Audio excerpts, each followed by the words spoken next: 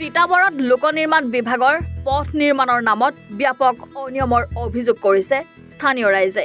মুখ্যমন্ত্ৰীৰ উন্নত পকীপথ যোজনা আঁচনিৰ অধীনত তিতাবৰত টিপমিয়াৰ পৰা বৰপাচি হৈ বৰহুলা বচাগাঁওলৈকে নিৰ্মাণ কৰি থকা পথছোৱাক লৈ অসন্তুষ্টি প্ৰকাশ কৰি ঠিকাদাৰৰ দুৰ্নীতিৰ বিৰুদ্ধে মুখ্যমন্ত্ৰীৰ হস্তক্ষেপ বিচাৰিছে বৰপাচি গাঁৱৰ বাসিন্দাৰ লগতে অসম জাতীয়তাবাদী যুৱ ছাত্ৰ পৰিষদে।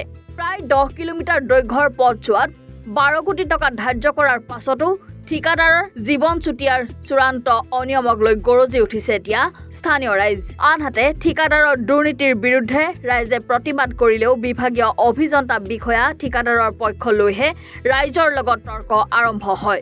অসমৰ মুখ্যমন্ত্ৰী হিমন্ত বিশ্ব শৰ্মাক ঠিকাদাৰৰ বিৰুদ্ধে ব্যৱস্থা গ্ৰহণ কৰিবলৈ স্থানীয় ৰাইজৰ লগতে অসম জাতীয়তাবাদী যুৱ ছাত্ৰ পৰিষদে আহ্বান জনাইছে।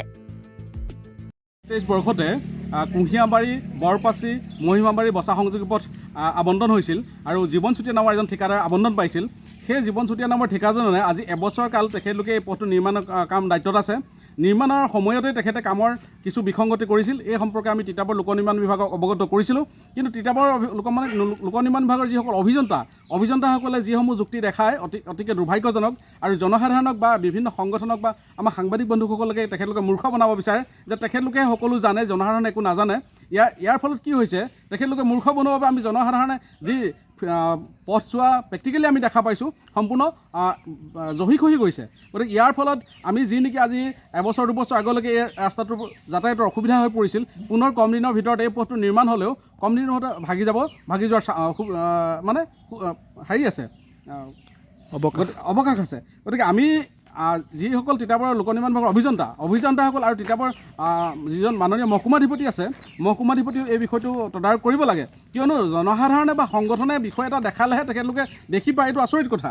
কিয়নো মহকুমা আমাৰ যি সমজিল্লা ঘোষণা হ'ল তিতাবৰ, সমজিল্লাৰ এজন বিষয়া এগৰাকী দায়িত্বত থকাৰ পাছতো এখন সমজিল্লাৰ তেখেতে চোৱা চিতা কৰিব নোৱাৰাটো দুৰ্ভাগ্যজনক। আৰু লোক নিৰ্মাণ বিভাগৰ যিসকল অভিযন্তা আছে, অভিযন্তাসকলে আজি তেখেতলোকৰ যদি আয়কৰ বিভাগে তেখেতলোকৰ ওপৰত তদন্ত চলায়, নিশ্চয় দৰমহাতকৈ তেখেতলোকৰ অজস্ৰ সম্পত্তি হৈছে। গতিকে ক'ৰ পৰা এই সম্পত্তিবিলাক হৈছে? তেখেতলোকে এই দুৰ্নীতিপৰায়ণ ঠিকাদাৰসকলক এই কামবিলাক দুৰ্নীতিভাৱে কৰিবলৈ সুবিধা দিয়াৰ কাৰণে তেখেতলোকে অজস্ৰ সম্পত্তি গৰাকী হৈছে। আৰু আমাৰ যিজন বিধায়ক আছে ভাস্কৰজ্যোতি বৰুৱা ডাঙৰীয়া, তেখেতে বিভিন্ন সময়ত ৰাইজক আভুৱা ভৰাই বা সংগঠনকো বিপথে পৰিচালিত কৰে, ৰাইজকো বিভ্ৰান্তিমূলক বক্তব্য আগবঢ়ায়। যেতিয়া এই পথটো নিৰ্মাণৰ কাম বিসংগতি হৈছিল, সেই সময়তে আমি ৰাইজক অৱগত কৰিছিলোঁ আৰু লোক নিৰ্মাণ বিভাগক অৱগত কৰিছিলোঁ। কিন্তু যেতিয়া এই দুৰ্নীতি হোৱাৰ বিষয়টো আমি উদঙাই দিছিলোঁ, তেতিয়া তেখেতে ৰাইজক ভুল বাৰ্তা দিছিলে আমাৰ সংগঠনৰ বিৰুদ্ধে। গতিকে আমি ভাস্কৰজ্যোতি বৰুৱা ডাঙৰীয়াক স্পষ্টকৈ কৈছোঁ যে তেখেতে ডাইৰেক্ট পইচা নল'লেও ইনডাইৰেক্টলি আজি ঠিকাদাৰৰ পৰা পইচা লোৱাৰ কাৰণেই এই ঠিকাদাৰে এনেধৰণে ময়মতালি কৰিব বিচাৰিছে। গতিকে তেখেতক সতৰ্ক কৰি দিছোঁ, অনাগত দিনত যাতে তেখেতে মিছা আশ্ৰয় নলয়। আৰু এই যি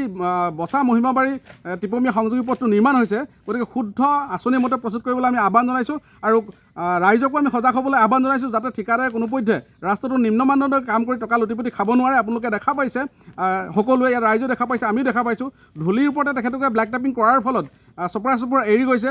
আৰু ইয়াত আমি বিগত সময়ত যেতিয়া প্ৰথম কাম নিৰ্মাণ কৰিছিল, পাথৰ পেলাইছিল, সেই পাথৰসমূহ তেখেতলোকে বিভিন্ন ঠাইত যেতিয়া ৰিজেক্ট কৰে অন্য জিলাত, সেই ৰিজেক্ট কৰা পাথৰবিলাক আনি ইয়াত কিছু পাথৰ ভৰাই থোৱা আছে, সেই ফুটেজসমূহ আমাৰ হাতত আছে। গতিকে আমি যোৰহাট জিলাৰ যিজন লোক নিৰ্মাণ বিভাগৰ অভিযন্তা আছে, অভিযন্তাক আমি আহ্বান জনাইছোঁ যাতে এনেধৰণৰ ঠিকাদাৰক অতি শীঘ্ৰে ব্লেকলিষ্টেড কৰিব লাগে। আৰু মুখ্যমন্ত্ৰীৰ হাতত আমাৰ লোক নিৰ্মাণ বিভাগটো আছে, মুখ্যমন্ত্ৰী মহোদয়েও এই বিভাগটো তদন্ত কৰিব লাগে। যিসকল অভিযন্তা আৰু ঠিকাদাৰে এনেধৰণৰ দুৰ্নীতিৰ পৰা আশ্ৰয় লৈছে, তেখেতলোকক যাতে জেল হাজতলৈ প্ৰেৰণ কৰে। তিতাবৰৰ পৰা চন্দন কলিতাৰ ৰিপৰ্ট, এনি ভাৰত 24।